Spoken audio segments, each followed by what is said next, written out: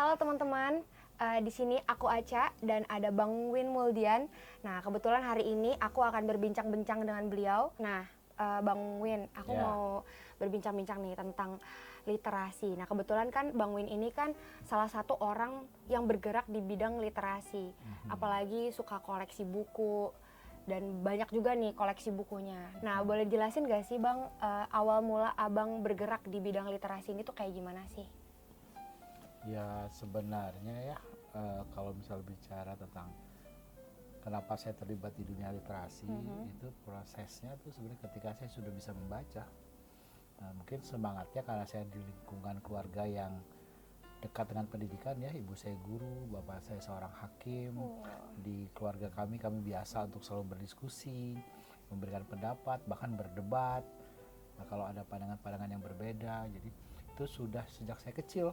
Tapi itu juga aktivitas yang dibarengi juga dengan kami juga misalnya hobi jalan-jalan, datang ke kota-kota yang kami belum pernah datangi, seperti traveling. Jadi keluarga kami dibentuk dengan bagaimana mengenal hal-hal baru di tengah-tengah kehidupan kita. Jadi akhirnya bicara membaca itu tidak hanya membaca buku, membaca lingkungan baru, membaca orang baru yang baru kita kenal, membaca ya nonton film bareng itu juga membaca, terus mendiskusikan film yang ditonton. Nah itu sudah tumbuh di tengah-tengah keluarga saya. Nah model-model membaca seperti ini tidak lagi model membaca yang personal yang hanya untuk diri sendiri.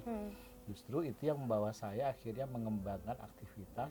Ketika ada buku yang saya baca, saya berharap teman saya bisa membaca juga buku yang lagi saya baca. Biar apa? Biar bisa mendiskusikannya.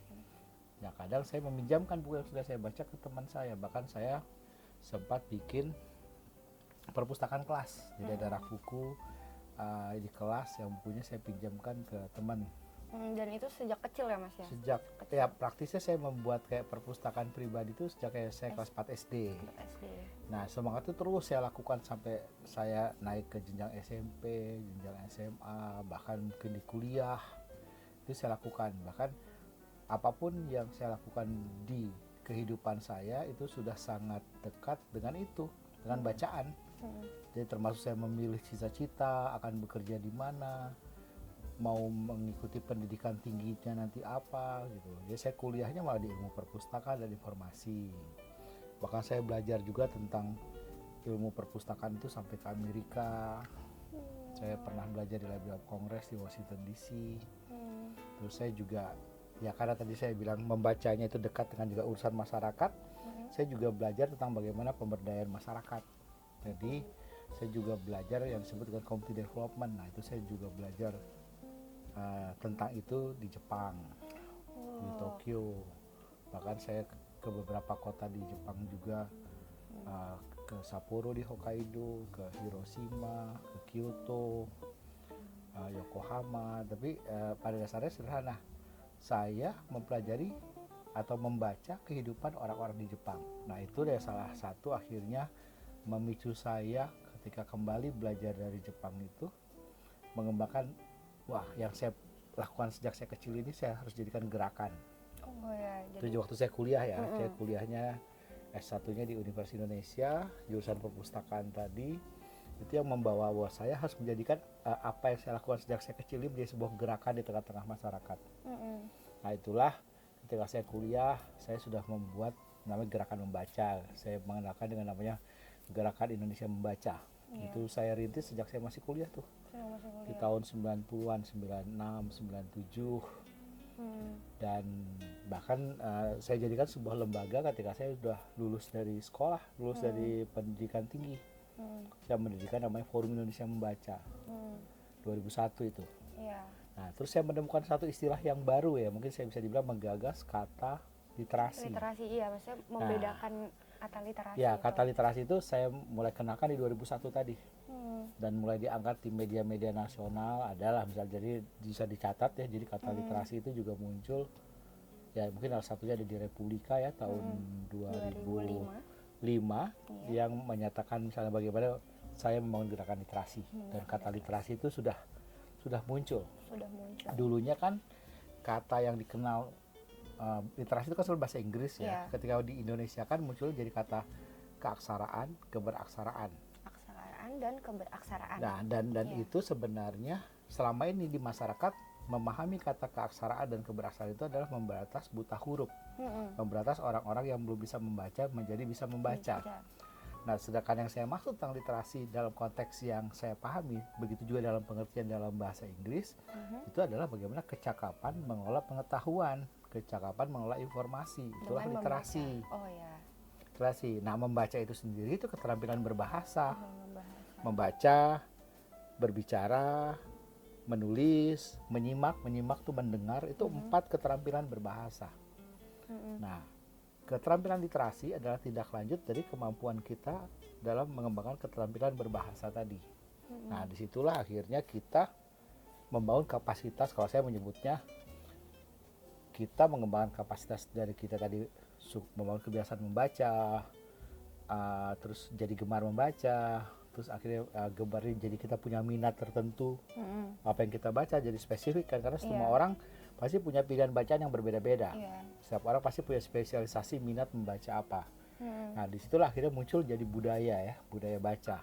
Nah, budaya baca ini saya harus sampaikan di sini, kita kuatkan tidak hanya sekedar membaca sebagai hiburan, tidak sekedar membaca untuk mencari informasi, tapi membaca sudah sampai ke tahapan mengkomparasi, membandingkan satu bacaan dengan bacaan yang lain, buku yang satu dengan buku yang lain, bahkan tidak cuma antar buku. Dari satu buku kita baca, terus kita tonton misal di YouTube, informasi yang sama, konten yang sama. Terus ternyata kita baca juga dari diskusi, dari diskusi dengan teman, diskusi dengan dosen, kalau di siswa kan diskusi dengan guru. Nah, jadi sumber bacaan atau sumber belajar kita itu dari mana-mana. Jadi nggak hanya membaca itu berurusan hanya dengan buku, tapi dengan banyak media pembelajaran. Bahkan di era teknologi yang berkembang pesat ini, apalagi tambah pesat lagi ketika kita ada pandemi COVID-19 itu membuat teknologi juga dikembangkan sedemikian rupa untuk orang bisa belajar tanpa harus tatap muka. Nah, itulah akhirnya kita terjadi percepatan dalam belajar nih pasca pandemi. Jadi di tahapan sekarang kita di next normal ini, ya kita harus menjadikan daya baca kita tadi menjadi, saya menyebutnya daya literasi. Jadi bagaimana kemampuan kita dengan literasi kita, pemahaman kita bagaimana kita mengelola pengetahuan ini bisa diterapkan di dalam kehidupan sehari-hari kita, dalam kita bersosialisasi di tengah-tengah masyarakat, dalam kita mengambil keputusan, dalam kita selalu punya kemampuan mengevaluasi diri sendiri, bagaimana kita menggunakan teknologi. Itu sebenarnya ujung-ujungnya akhirnya membangun kapasitas diri kita untuk siap masuk ke dunia kerja. Jadi kalau kita mendapat pilihan dunia kerja yang bagus karena apa yang kita baca tadi, otomatis literasi membawa kita untuk nanti sejahtera. Punya pekerjaan yang baik.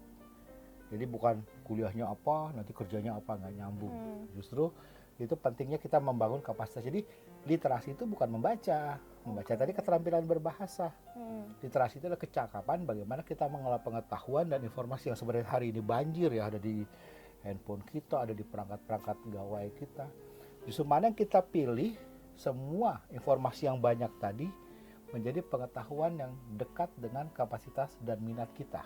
Disitulah literasi dikembangkan setiap orang. Jadi literasinya berbeda-beda. Orang suka sejarah, suka olahraga, suka musik. Pasti kan minatnya orang beda-beda. Misalnya kamu minatnya di mana, siapa minatnya di mana. Pasti semua orang punya minat yang berbeda. Nah, disitulah kapasitas kita dikembangkan secara personal. Nah, jadi refleksinya dari saya sejak kecil sampai saya sekarang mengembangkan beragam aktivitas literasi ini muncul karena kesadaran saya bahwa seseorang atau siapapun bisa terus meningkatkan kapasitas hidupnya. Ya, seperti itu. Nah, untuk buku nih Bang, saya penasaran Bang. Abang ini kan salah satu kolektor buku dan juga untuk dibaca buku di Tebet ini kan Kak Kanti pernah bilang ke saya kalau beberapa persen yang buku yang ada di sini itu adalah pasokan dari Bang Win. 90%. 90% koleksi pribadi Bang Win. Nah, itu gimana tuh Bang cerita buku sebanyak ini, full ini, satu ruangan ini? Ada 26.000 sekarang di sini. Itu gimana tuh Bang ceritanya buku? Gimana dong ya? Iya, boleh ceritakan dari mana asalnya ataukah Ya emang? kan buku ini sudah saya kumpulkan sejak saya kelas 4 SD tadi kan. Saya masih nyimpen tuh buku-buku yang terbit waktu saya masih kecil. Tuh ada yang terbit-terbit tahun 80-an awal. Bahkan yang saya baca di tahun 80-an tapi itu buku yang terbit tahun 70-an, 60-an. Bahkan ada buku yang dari abad ke-18. Itu di atasnya ada abad ke-18 ya, buku yang sangat tua yang udah usianya 200 tahun. Dan ya pada saatnya kan mungkin karena kesenangan saya yang saya tumbuhkan sejak kecil tadi, bukan belakangan ini tapi udah dari dulu. Dan itu kan udah bicara udah lebih dari 40 tahun lah ya. Sekarang saya kan ya itu saya tahu sendiri saya umur saya berapa, tapi pada dasarnya kan saya sudah dekat dengan bacaan ketika saya sudah bisa membaca. Nah itu akhirnya ya saya selalu senang dengan bacaan, tapi bukan berarti ditanya Bang Win bukunya dibaca semua nggak? Ya bukan begitu. Bukan begitu. Kalau kita punya koleksi buku sama aja kayak kamu koleksi piring, emang semua piring kamu pakai? Iya Nggak benar. kan gitu. Jadi ya saya sudah ditahapkan kalau misalnya mau cari tahu sesuatu, saya bisa lihat oh dari buku ini, buku ini, buku ini. Jadi proses itu yang membuat akhirnya saya ingin punya banyak buku karena ada satu saat saya penasaran di bidang apa, tentang apa, topik apa.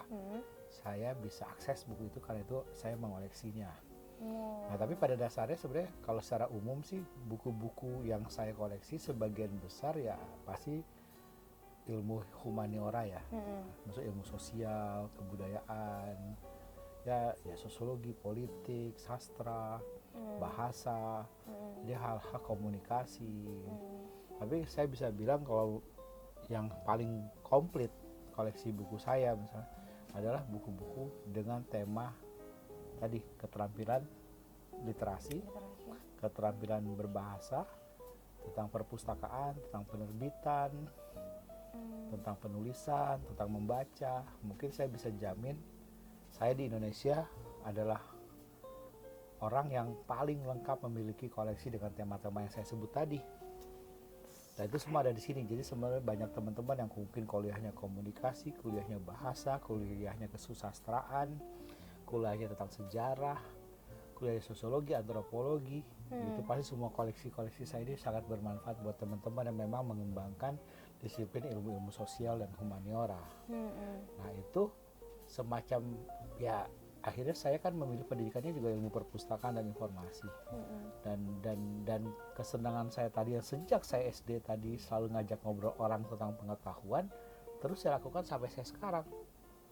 Jadi tempat yang saya bangun ini ya mungkin juga baca di tempat ini sebagai sebuah perpustakaan, tidak hanya merawat buku, tapi saya dan Mbak Kati dan teman-teman yang ada di sini ada penulis, ada seniman, ada pemain musik, ada orang film, ada wartawan, banyak deh orang-orang di sini. Adalah gimana kita sama-sama merawat pengetahuan kita, saling berinteraksi, saling bercakap-cakap, bertukar pikiran, membahas gagasan-gagasan baru. Nah, jadi itu sesuatu yang kalau misalnya kamu tadi misalnya udah sempat dicerita tentang berita yang awal tentang literasi, bahkan ditarik mundur dengan apa yang saya pilih sejak saya masih kelas 4 SD, saya tetap konsisten di situ. Bagaimana menyebarkan pengetahuan-pengetahuan baik, pengetahuan yang bermanfaat untuk bisa menjadi bagian setiap orang, menjadi kapasitas diri setiap orang. Nah itu yang saya jagain banget gitu. Jadi tempat ini harus berarti buat siapapun ketika orang-orang mendapat manfaat dari tempat ini, tidak hanya dari bukunya, tapi dari perjumpaan, dari pertemuan, dari percakapan, dari apapun. Jadi itu yang saya kembangkan, dan itu sebenarnya kalau tadi saya ceritakan dari awal, itu sudah saya lakukan sejak kelas 4 SD. Baik saya membaca, mengajak teman-teman yang lain membaca juga, biar kita bisa diskusikan apa yang ditulis di dalam bacaan itu. Nah itulah yang konsisten saya lakukan, Mbak Kanti dan teman-teman lakukan sampai hari ini. Dan perlu dicatat, setiap orang pun, kamu atau siapapun, itu sebenarnya buku juga buat orang lain. Iya. Karena apa? Karena kamu punya pengetahuan yang bisa dibagikan ke orang lain. Jadi kamu tuh sebenarnya buku hidup, jadi living book. Nah kalau setiap orang punya pengetahuan, punya buku yang itu adalah pengetahuannya, ketika semua berkumpul, di satu perpustakaan dan semua berdiskusi, berarti kita adalah buku-buku hidup, living book yang berkumpul di dalam sebuah area yang kita sebut namanya living library. Membangun perpustakaan hidup. Nah, itulah yang kami kembangkan, saya kembangkan, yang mulai dari kisah hidup saya waktu saya kecil dan konsisten sampai hari ini dikembangkan oleh saya dengan Mbak Kanti dan teman-teman lainnya, dibaca di Tebet, bahkan tidak hanya di Jakarta ini. Di Magelang ada baca di Borobudur, Jawa Tengah. Di Kuningan, Jawa Barat, itu ada baca di Ciremai, di dekat gedung Perjanjian Linggarjati tuh, di Gunung Ciremai. Ada baca di Kawali, Ciamis. Ada baca di Wonosari, Gunung Kidul. Ada, ya semua orang akhirnya ada baca di Bataran Nila, di Bandar Lampung. Dan semua orang mengembangkan hal yang sama dengan semangat yang saya sampaikan tadi, yang sebenarnya sudah saya rintis konsepsinya sejak saya masih kelas 4 SD. Nah, itulah yang akhirnya muncullah sesuatu yang saya sebut ketika saya pertama kali mengenalkan adalah gerakan literasi namanya. Gerakan bagaimana dengan pengetahuan kita bisa membangun kapasitas hidup kita menjadi lebih baik. Itulah gerakan literasi. Bukan gerakan kirim-kirim buku, bukan gerakan gelar-gelar buku untuk nunggu orang baca di alun-alun atau di pusat kota, bukan sekedar misalnya nulis buku diterbitkan, bukan. Tapi ini urusan bagaimana setiap orang punya pengetahuan yang dia bisa bagi ke orang lain, dan dari pengetahuan yang dia miliki itu mendapat nilai manfaat tidak hanya ke orang-orang yang bisa berinteraksi dengan dia, tapi terutama untuk dirinya sendiri, untuk membangun kapasitas hidupnya. Nah, Bang Win, Ya. sekarang ini kan anak muda, tadi Bang Win udah bilang juga, semenjak semenjak zaman COVID itu kan sedemikian mungkin media itu sudah dibuat dengan Berkembang pesat berkembang karena pesat. dulu pas pandemi itu kan berarti kita teknologinya itu dikembangin untuk orang bisa belajar dari rumah, tidak tatap muka. Nah, sekarang kan teknologi itu berkembang terus kan, tapi kondisi kan udah normal, tapi kan normal yang baru ya, beda dengan normal yang lama. Nah, menurut Bang Win ini gimana nih? Anak zaman sekarang itu kan anak muda, ya seumuran kami ini kan mungkin sudah terlanjur bergelut di media sosial seperti di beberapa platform gitulah. Nah, menurut Bang Win ini pastilah anak-anak muda ini sangat kurang sekali dengan namanya literasi, yaitu dengan membaca kah, bisa dengan diskusi, berdebat. Nah, menurut Bang Win ini kan dulu sangat mencetus kata literasi. Akankah Bang Win akan membangun literasi di tengah-tengah kami, di anak seperti seumuran kami kah, atau bagaimana nih Bang? Ya kan kalau kamu dan teman-teman lihat gimana pengunjung baca di Tebet ya, kan sebenarnya anak-anak muda kan, anak-anak muda yang mereka nggak akan lepas dari gadgetnya juga kan, dari handphone, tablet, dari laptop, tapi juga mereka dekat dengan bacaan, dengan buku kan. Nah, sebenarnya orang-orang yang datang yang menggunakan semua media belajar tadi, tidak cuma sibuk di sosial media atau apapun, mereka sudah di tahapan memahami bahwa mereka mau jalani hidup dengan pengetahuan yang seperti apa. Oh iya. Ya kan, kenapa? Karena itu jadi bukan cuma sekedar mau bikin skripsi, mau bikin tesis, mau ngerjain tugas akhir atau apapun. Itu kan cuma tujuan antara. Tujuannya sebenarnya kan kalian mengenyam pendidikan itu kan untuk membangun hidup kalian jadi lebih baik. Sebenarnya itu, jadi kalau hidup kalian lebih baik, tapi kalau cuma ngandelin warisan dari orang tua, terus emang bisa terus bertahan hidup? Orang tua udah nggak ada di dunia nanti, harta warisan semua udah habis, kalian mau hidup apa? Dari belas kasihan orang lain. Terus kalian harusnya akan hidup dari pengetahuan yang kalian miliki, untuk bisa bekerja dengan baik, bisa mensejahterakan keluarga yang dibangun dari pengetahuan. Jadi nggak bisa lagi ngandelin warisan dari si kakek apa kan, itu kan semu ya, bukan satu yang kalian cari sendiri kan. Nah, yang kita bisa lakukan mencari rezeki, mencari nafkah itu kan dari apa yang kita miliki, kemampuan yang kita miliki, kapasitas yang kita miliki. Itu yang mana? Ya dari membaca. Jadi memang benar kemauan dari Setiap orangnya orang. itu, dari Ya kalau setiap sekarang orang. mungkin generasi kalian, karena kan generasi kalian kan gaya belajar visual tuh, mulai dari gambar, audio, bergerak gitu kan, ada video gitu. Nah, posisinya kan kalian masih untuk mencari kesenangan. Iya, betul. Jadi mencari apapun yang baru hanya untuk memuaskan imajinasi kalian yang sifatnya kesenangan aja. Jadi belum sampai ke memuaskan imajinasi kita untuk mendapatkan pengetahuan baru.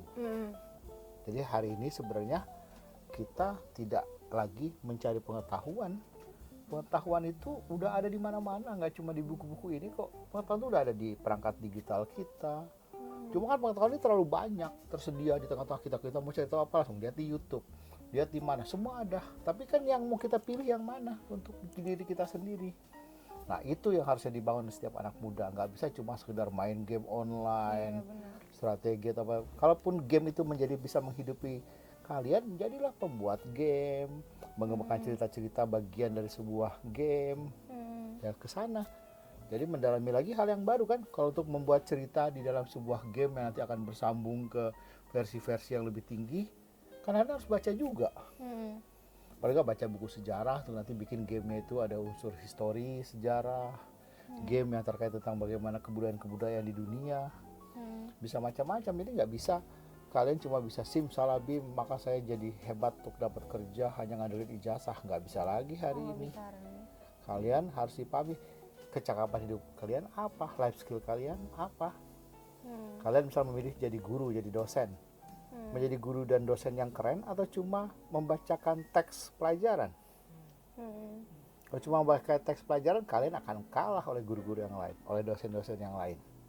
Sampai mati kalian akan gitu aja. Kenapa? Karena nggak pernah menambah pengetahuan kalian. Nah jadi intinya secara sederhana saya mau menegaskan bahwa kenapa literasi menjadi penting terkait dengan mengembangkan kapasitas hidup kita. Itu yang pertama adalah memudahkan kita mengambil keputusan dalam hidup kita karena kita punya pengetahuan yang cukup. Kenapa begitu? Biasa kalau sekarang anak-anak hari ini kan ditanyain dosennya atau apa, karena dia belum sempat baca atau apa kan malah nunduk kan. Tapi kalau orang yang punya bacaan yang cukup, mau ditanya oleh siapapun, bukan cuma dosen, dia bisa akan jawab dengan meyakinkan karena dia memahami apa yang dia mau sampaikan. Karena dia baca, bukan karena mau ujian terus baca, tapi baca udah bagian dari diri dia. Apalagi pengetahuan itu pengetahuan yang dia sukai, yang dia minati, bagian dari dirinya yang sudah dia pilih, jadi spesialisasi tadi. Yang pertama. Yang kedua, kemampuan untuk bersosialisasi.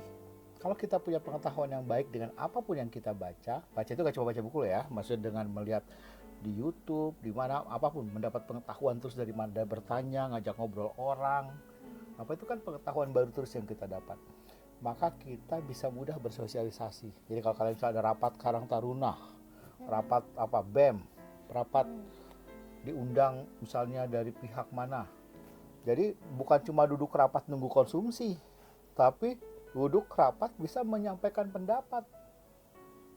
Kenapa bisa menyampaikan pendapat? Karena punya bacaan yang cukup untuk memberikan usulan-usulan. Iya betul. Kalau nggak pernah baca, ya cuma diem aja nunggu kapan sih teh kopinya diantar nih ke rapat, kan cuma kayak gitu. Nah itu yang kedua. Yang ketiga, kita punya kemampuan bekerja secara tim.